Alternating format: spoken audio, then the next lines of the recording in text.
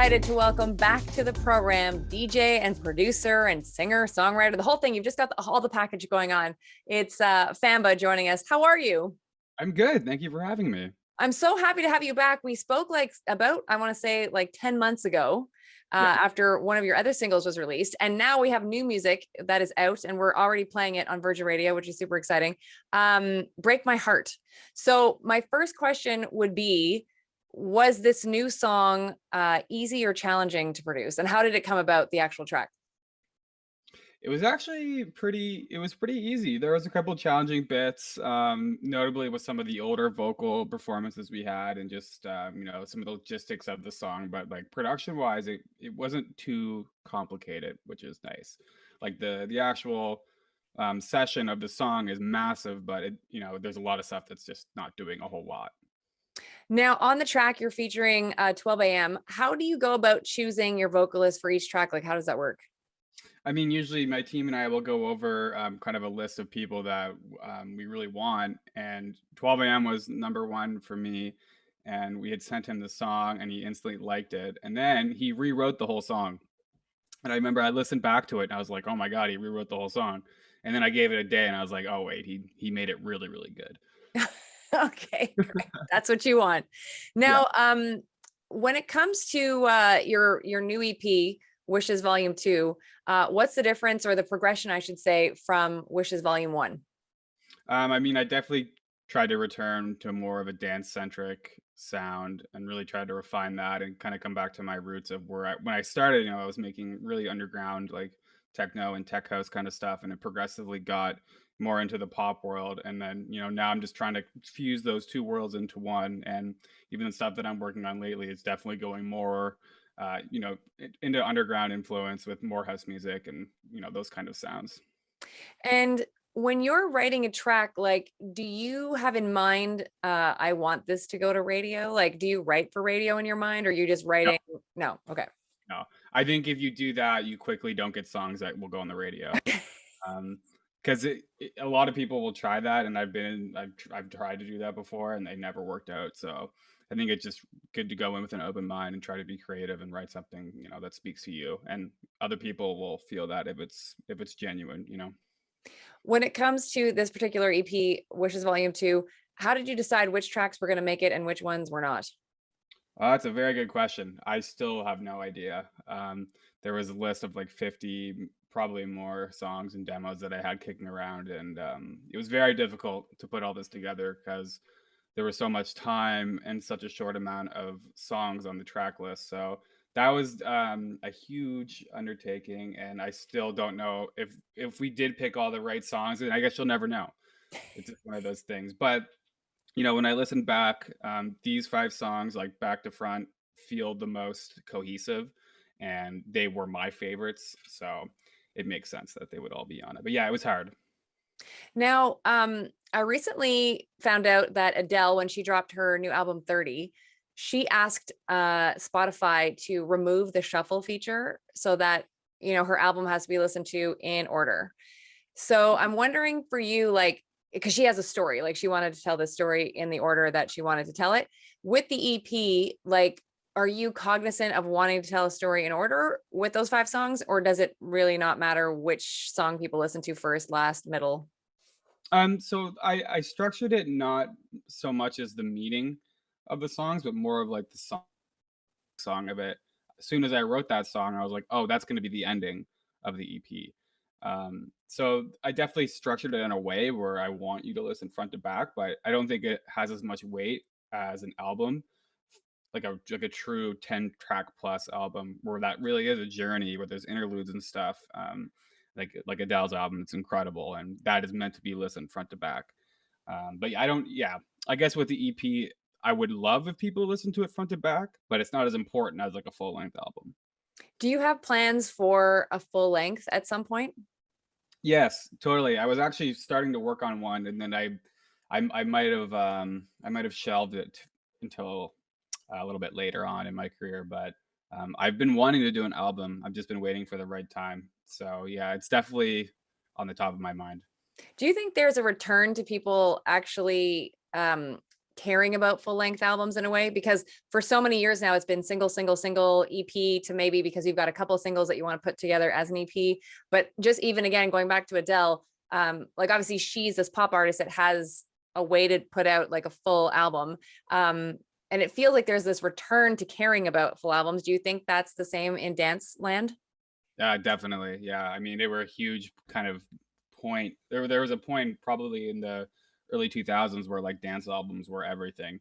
And then I think after like 2010, 2012, it was just like a singles world and everyone was putting out singles. And that was just kind of this like whole new thing that started. And then, that can only go for so long until people are like, all right, I want to hear a full body of work.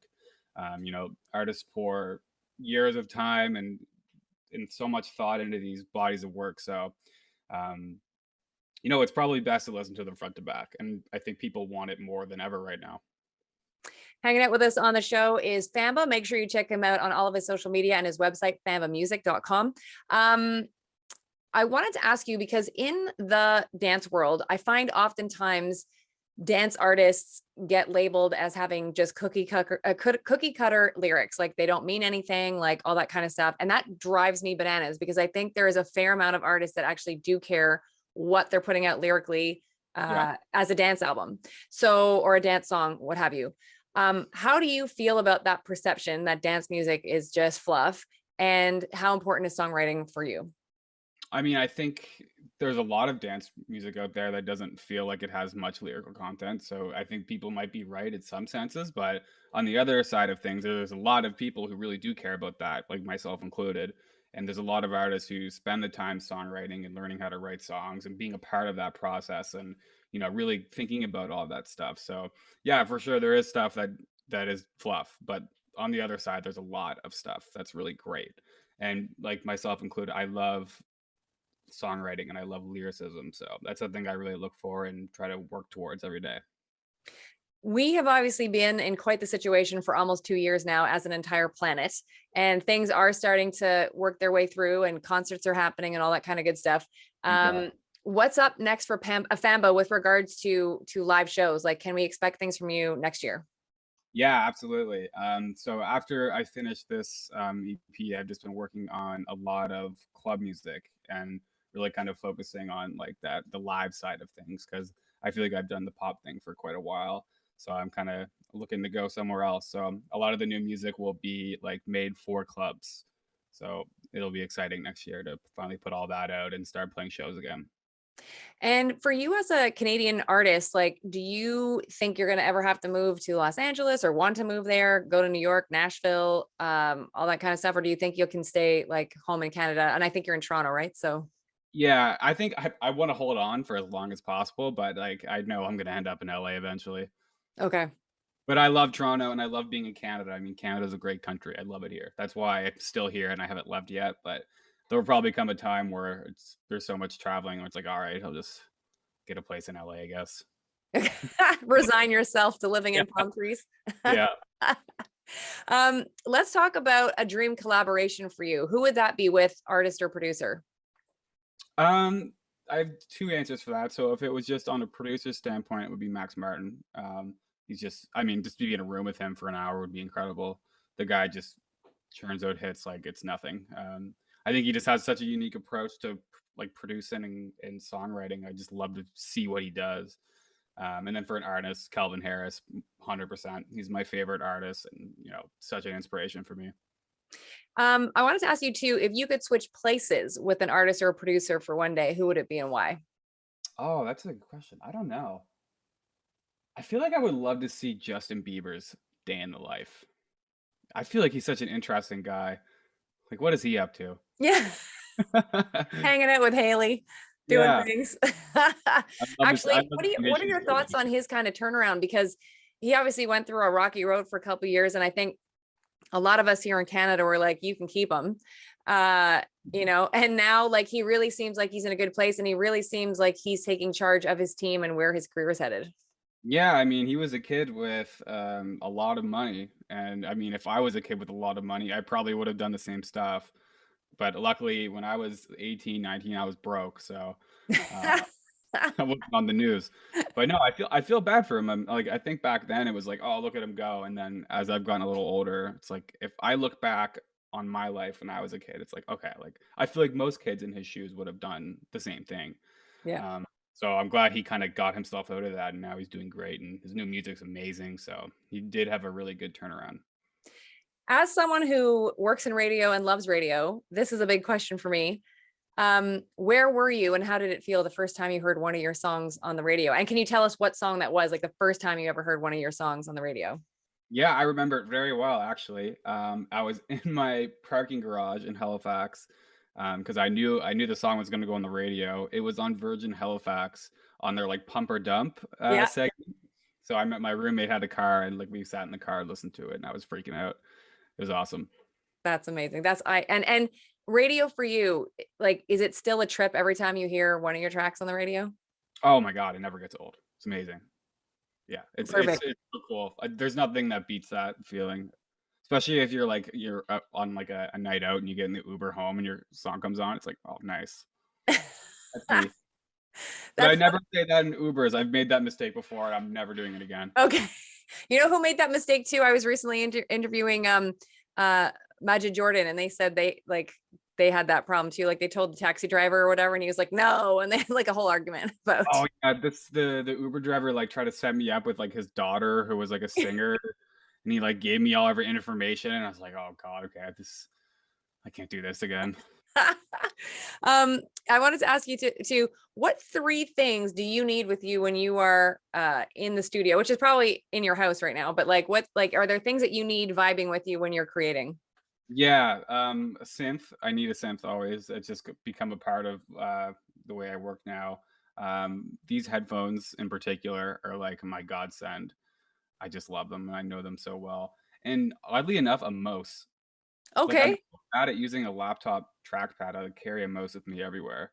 And I think it's because I used to be such a gamer nerd when I was a kid that I'm just so used to using it. So I've Yeah. kind of like translated that to music.